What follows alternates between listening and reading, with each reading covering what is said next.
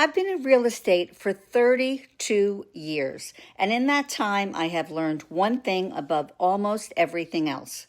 The national headlines and your local market are very often telling two completely different stories. And right now, that gap is wider than usual. So today, I want to walk you through and unpack both sides of that story so you know exactly where things really stand. Here's what we're covering. First, what's actually happening in the housing market nationally right now, straight from the newest data.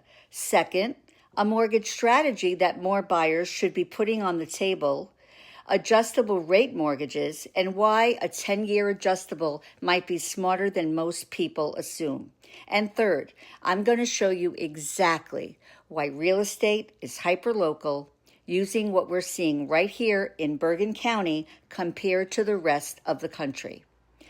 Some homes are getting multiple offers over the asking price. Other homes, sometimes just down the block, are sitting for weeks with no movement at all. I'll tell you exactly what separates the two and what that means for you, whether you're buying or selling. Let's get into it. Let's start with the national picture, because this is where most buyers and sellers form their opinions about the market, and honestly, it can lead you astray if you don't understand the full context behind the numbers. Housing Wire just published their mid-August data, and here's what it shows. Nationally, housing inventory sits at 871,063 homes. That's up 5,354 homes from just the prior week. Year over year, that's growth of only 1.28%. So yes, inventory is edging higher, but barely. This is not a flood of homes hitting the market. It's a slow, steady drip. And it has been a fairly quiet, uneventful year for inventory overall, even with rates where they are. Mortgage rates are a big part of the story. The 30-year fixed rate is sitting at 6.83%, actually down 6 basis points recently. Here's the threshold that matters. Historically, buyer demand tends to soften whenever rates climb above 6.64%. We're above that line right now, and that helps explain some of the cooling we're seeing. At the same time, rates are still being held under 7% because mortgage spreads have improved. They're at 1.99%, and that's helping keep a lid on things even with the Feds and bond market. Doing what they're doing, new listings are actually in their typical seasonal decline right now, which happens every single year. And as we move forward toward the fall, and pending sales have ticked down slightly year over year, 65,202 this year, compared to 67,215 at the same point last year. Purchase applications are down about 1% year over year, and that makes 3 straight weeks of negative prints after a stretch of 25 positive weeks earlier this year. Price cuts are sitting at just 42% of listings, which is essentially flat compared to last year. So what does all of this add up to? A market that's cooling modestly at the national level. Not crashing, not booming, just softening a touch as elevated rates keep some buyers on the sidelines heading into the fall and winter months. Most forecasters watching this data are expecting that same modest gradual pattern to carry us into 2027.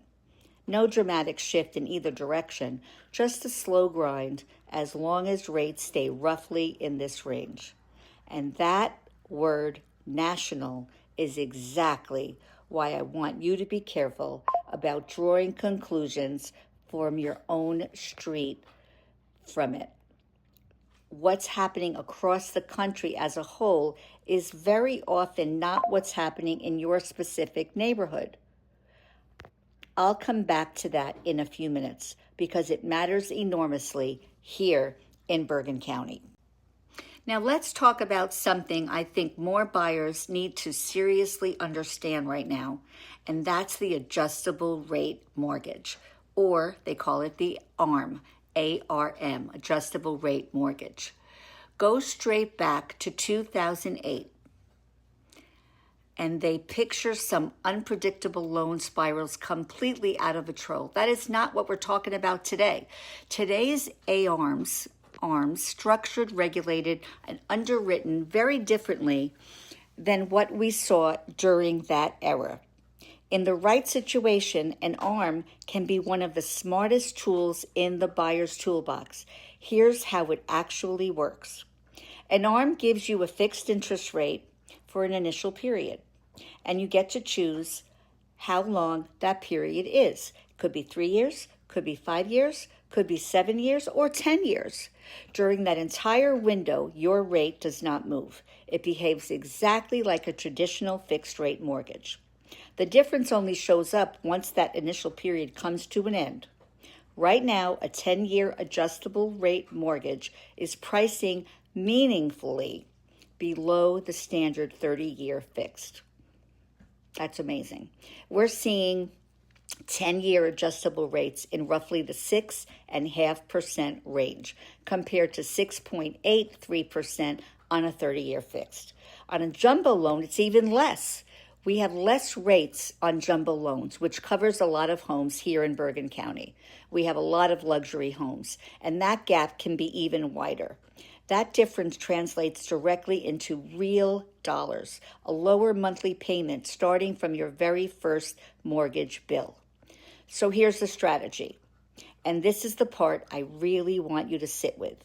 You lock in a lower rate for a full decade. 10 years is a long time, and for most homeowners, that's long enough to sell, relocate, pay down significant principal, or refinance into a new fixed-rate loan whenever the market shifts in your favor.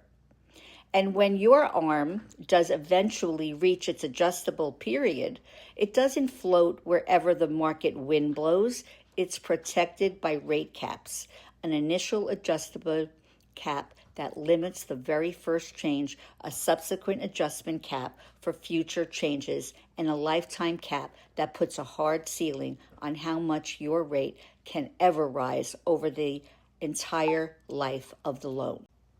Now let's talk about something I think more buyers need to seriously understand right now, and that's the adjustable rate mortgage, or they call it the ARM, A-R-M, adjustable rate mortgage.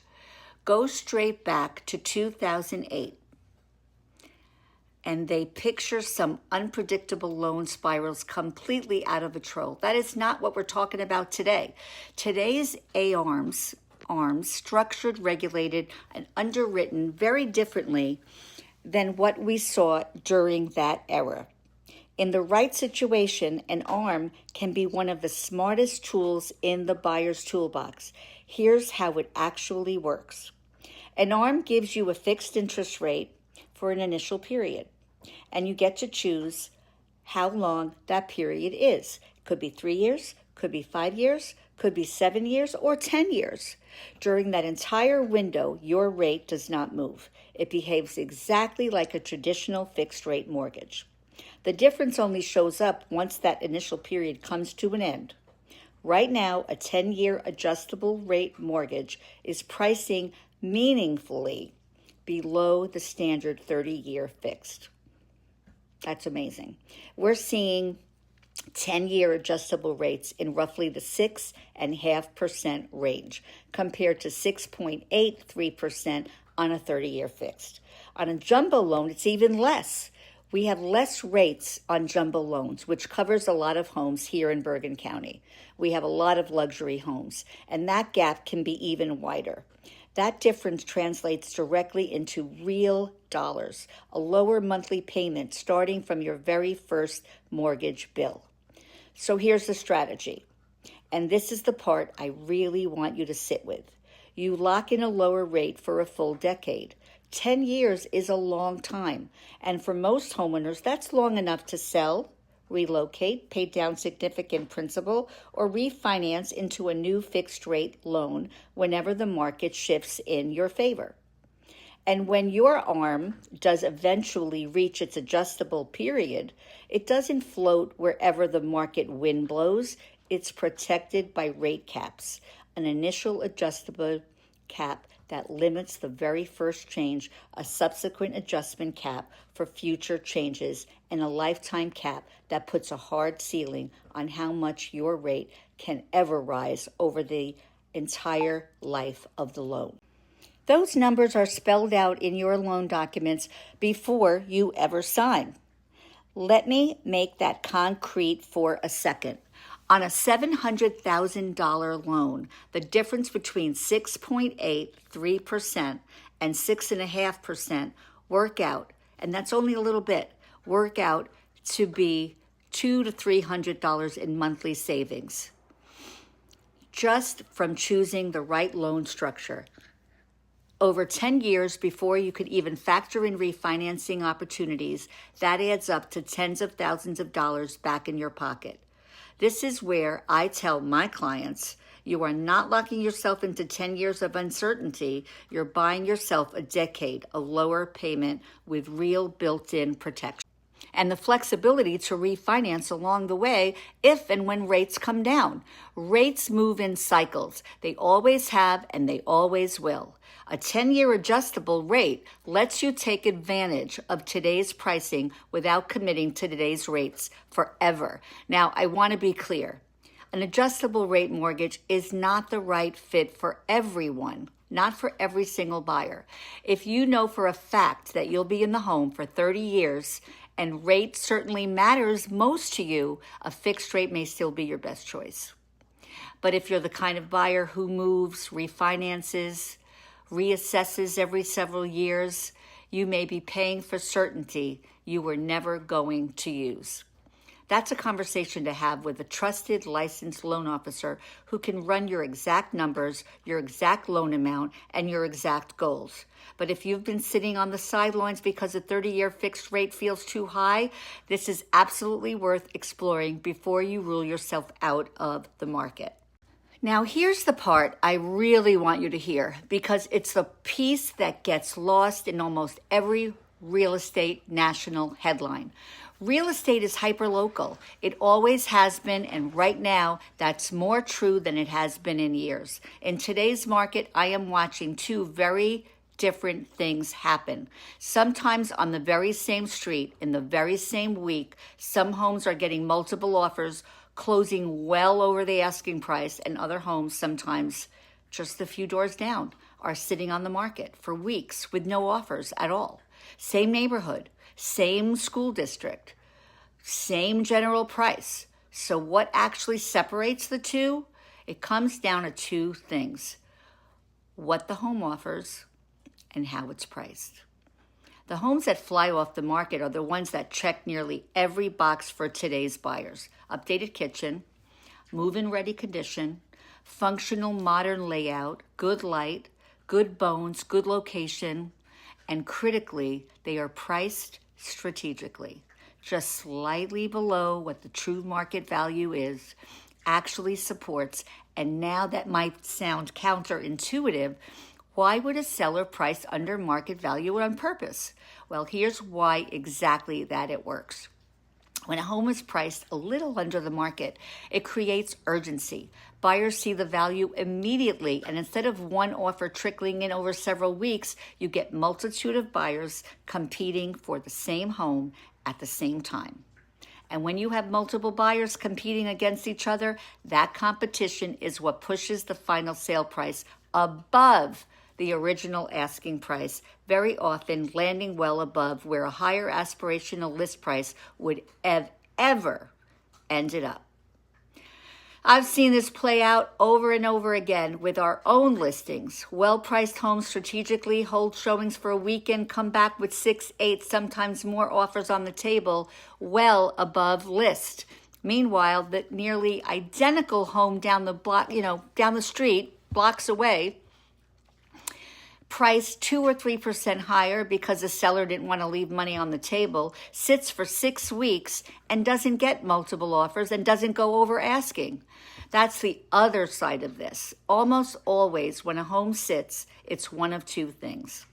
The home needs work, the price doesn't reflect, or it's priced aspirationally based on what the seller hopes it's worth rather than what the data actually supports. Those homes accumulate days on market. Buyers start to wonder what's wrong with it, even if nothing is actually wrong with it.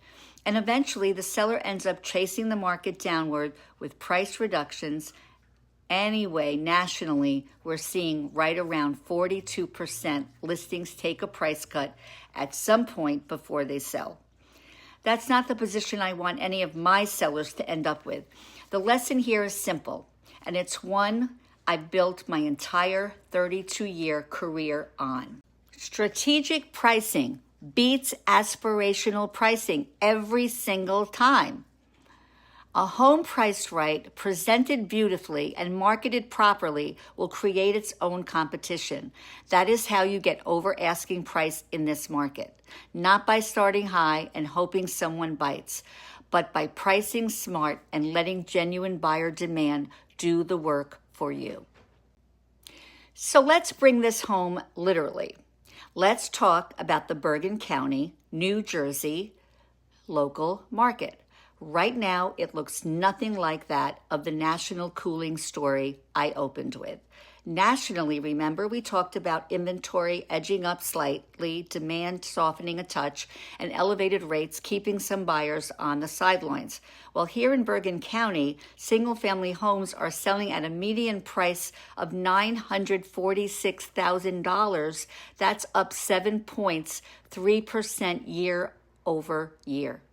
Homes are averaging just 28 days on market, and sellers on average are getting 105.5% on their list price. Let me say that again, because it matters. Homes here are selling on average above asking price, not below it. Why is that happening? Because we simply do not have enough inventory to meet demand. There are only about 1,066 active single-family homes on the market across the entire county right now.